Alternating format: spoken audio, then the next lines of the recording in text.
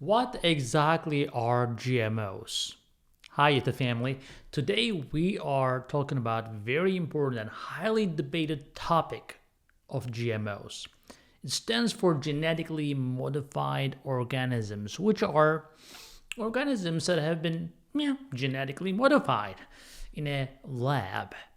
The technology of genetic modification has raised questions about its safety and necessity, with both sides of the debate passionately defending their points. There have been controversies surrounding the use of GMO crops in agriculture, as well as issues related to diabetes and other illnesses that could stem from consuming them. It is an incredibly complex issue which cannot be summarized in just one YouTube video, but it's an important conversation to have today. Let's continue discussing this highly debated topic. I am Dr. Ahmet Ergin. I'm an endocrinologist and a diabetes specialist, and you are watching Sugar MD Diabetes channel. As I said, GMO stands for genetically modified organisms, also known as bioengineered foods. Plants are manipulated by inserting new genes. Gene transfers are similar to cut and paste operations. Genetically engineered foods are typically created in a lab from plants, viruses, and animals. Plants are bred to create a new strain after the new gene is introduced, passing the modified gene to the next generation. Genes are usually enhanced to help them improve, right? These gene modifications, for example, could help a plant resist heat, diseases like viruses, bacteria, and fungi, insects, and some other common factors, right? Well, let's talk about which foods or crops actually contain GMOs. Like, for example, the flower tomato, which has been known to have a longer shelf half-life, was the first genetically engineered or modified food in 1994. Typical genetically modified foods in the United States are, I'll say corn, right? Soybeans, rice, potatoes, cotton, papaya, canola, even some zucchini squash, right? Some of the Arctic apples. People with diabetes need to be aware that many animal products actually now contain GMOs because animals are often fed the modified feed. Although it often isn't mentioned on the package labels, or poultry or meat or milk or eggs, they're all potentially affected. Going through YouTube tutorials and researching sustainable food sources is a great way to make sure that you are actually getting clean animal protein while being mindful of your diabetes, right? But are there any advantages at all to eating GMO foods at this point? Well, depending on how you look at it. I will tell you real disadvantages of GMO foods right after talking about the disadvantages. The crops are more resistant to conditions such as drought and fungus, right? Which is good too. We have to feed 8 billion people now in the world, and a lot of people are hungry. Now, increasing nutrient content via genetic engineering, like adding iron or zinc, for example, right? To make it more nutritious because sometimes the soil doesn't have those. Now, GMOs provide a more efficient way of producing larger, higher quality crops with less effort and expense.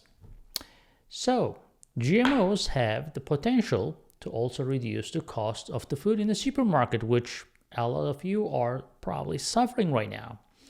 And me too, believe me, my wife keeps complaining how the prices keep going up every week. So, animal foods are also being developed to help people fight specific illnesses too.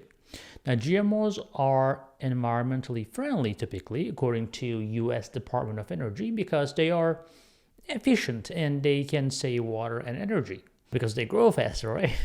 What are the drawbacks of GMO then, right? Well, GMO foods are dangerous. Okay, there has been no research into how changes in the genetic makeup of the foods actually affect our bodies. Preliminary animal testing revealed that GMOs may have an effect on the immune system, accelerate aging, and change the function and size of various organs. Other studies have found no negative effects on humans too, so it's hard to tell sometimes. GMO foods can also trigger allergic reactions, so if you have tendency for it. Now, as you know, diabetes is a chronic condition that also affects your immune system. So it is critical to eat a diet that strengthens your immune system rather than the one that weakens it, right? So consumers with and without diabetes, I would say, should be really well informed about the benefits and drawbacks of the GMOs so that you all can make an informed decision about whether to purchase the cheap GMO food or just go spend more money on your food and hopefully it will be better for you. But you need to really understand the implications of each. Now, do you think that the GMO foods should be labeled differently? Normally, GMO foods are not required at all right now to be labeled differently at the moment. FDA does not believe the GMO foods are different from conventional foods. As a result, people may be unaware that they are consuming genetically modified foods most of the time because you can't really tell. What can people do to avoid eating GMO foods then, right? Well, these foods are frequently high in sugar, fat, and salt. Duh. All of which people with diabetes should try to avoid. Anyway, so here are some cool methods for avoiding GMO foods. Number one, reduce or eliminate, packaged foods such as the one in the boxes, the bags, the foods in plastic containers. For a healthy diet, choose the whole foods and all natural foods. Choose whole grains that have not been processed or processed very minimally. I would go for lean poultry or wild, for example, fatty fish if you're going for animal food or meat. Grass-fed beef, for example. Fresh vegetables and fruits are going to be less likely. It's possible, but less likely. And dairy foods that are, believe it or not, are low in fat also are possibly low in GMO as well. And always, if you're going to consume beef, consume grass-fed beef.